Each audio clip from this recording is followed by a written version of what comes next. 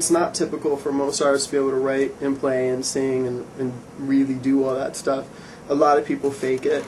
You know, Avril just happens to be able to write really well and have a great voice. And now you wonder why you're the one alone. And she plays guitar. She, you know, plays drums, she plays piano. She's super talented. I prefer not to play on my record because I want it to be amazing. I want the guitar and all the instruments to be perfect. It depends on the song. If it's like a ballad, no. But like I can do better. It's just so, the guitar is so whatever. It's laid back. Cool, let's record.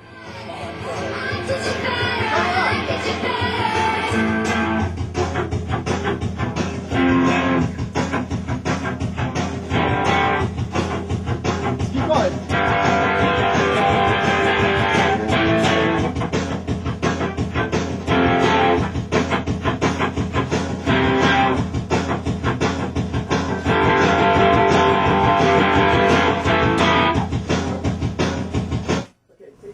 I don't know, I mean, she's good with melodies, she's good with lyrics, she's good conceptualist.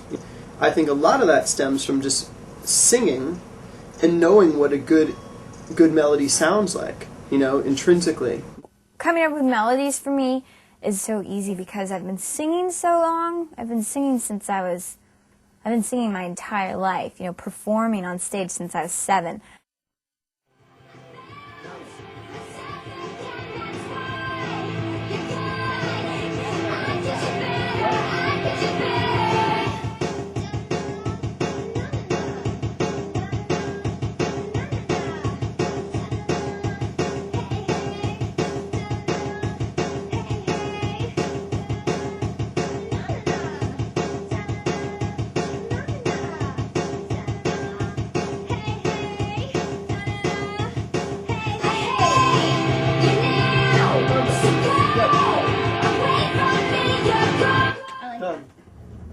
You know, when she's on, it's on, man. Ideas are flying, you know?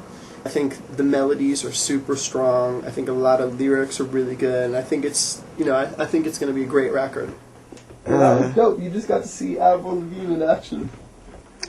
Writing some crazy. You just got to see. She's really good.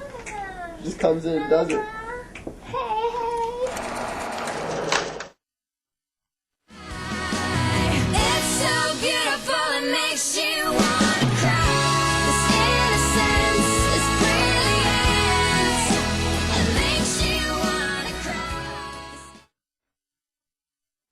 Innocence is such a beautiful song to me. The song is about capturing a moment, like, of absolute bliss, a moment that's like perfect. I knew the minute we wrote it, I'm like, this is a big, huge ballad. But I was really worried because I knew if it wasn't done right, it would suck. You know, I think Rob is such a good producer that he saw that her and I had a really big idea of how we wanted it to go. So he, like, very controllingly let us carry out our vision.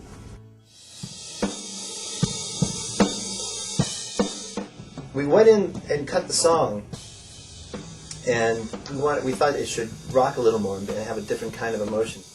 And then, on hindsight, she realized that that wasn't really quite the right direction for the song. I knew that the song could have a certain feel, like just sitting alone in a room, playing the song and singing it. I would get this feeling, and I didn't get it on the original recording. It takes a lot of guts to do that, you know, artistically, because usually your first instinct is the right one. But I think in her case, she's looking for something more and try to get something that's even a little deeper. So we came back and sort of retooled the song in a slightly different, with a different emotion, which actually was better for the lyric and for the melody. When you're recording a song, it doesn't really matter the parts. It's all about the emotion. I'm glad that I changed it. I knew I'd be happier with it slower and a little more laid back. It's amazing, and I'm really happy with it. I love crazy strings. I love it when strings get all busy like Iris. So when I went into the studio and heard the strings, I almost started to cry because they moved me.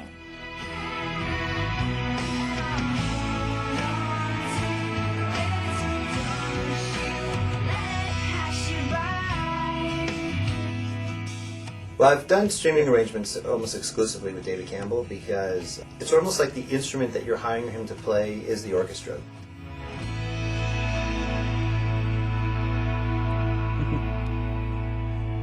That part is cool. That's cool, isn't it?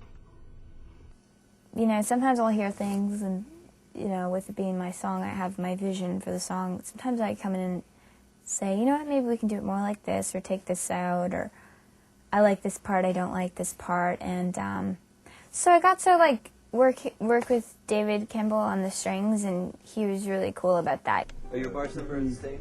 Yeah. All right, so we're just going to add 4 bars to this song. The first job is to analyze it and make sure that the artist is actually bettering the song and give your real opinion. If it is better, then yeah, go for it. In this case, of course, it was a great idea. Oh, I know we want to go join at 53. What do you think? Do you think that we should go right and finish it, or do you think that we should put this in after we do it twice? I think that's good. I like that part. Yes, Because there's a lot of counter. We're gonna keep this in. Okay, we'll do that twice. Keep all this in.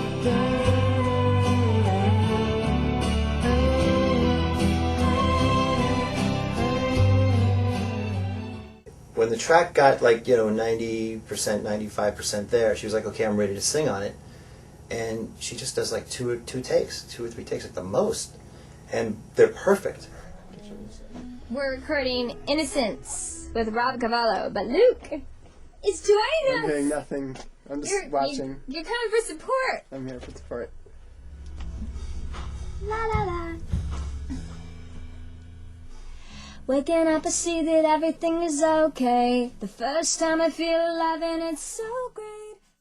There was always a thing that she was fighting for during the process of making the track, so that the music, I should say, so that when she came in to sing that vocal, it was going to support all the things that she had in her mind that she was going to do as a singer, which you can't really communicate until you actually do it.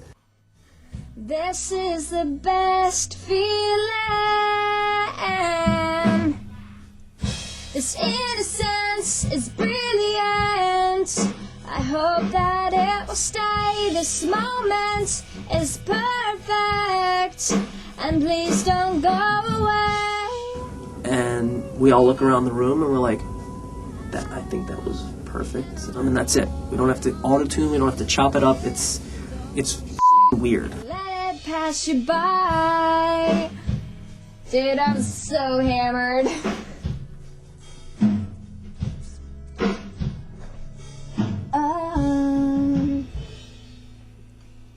Yeah! Woo! Then you realize that she actually has like a very unique and very complete vision for what she's going after, and you can hear that because the vocal became so much higher a performance. It took the song so much higher. All the backgrounds and all the parts that she came up with and the different tones in her voice and how she emoted was just magical.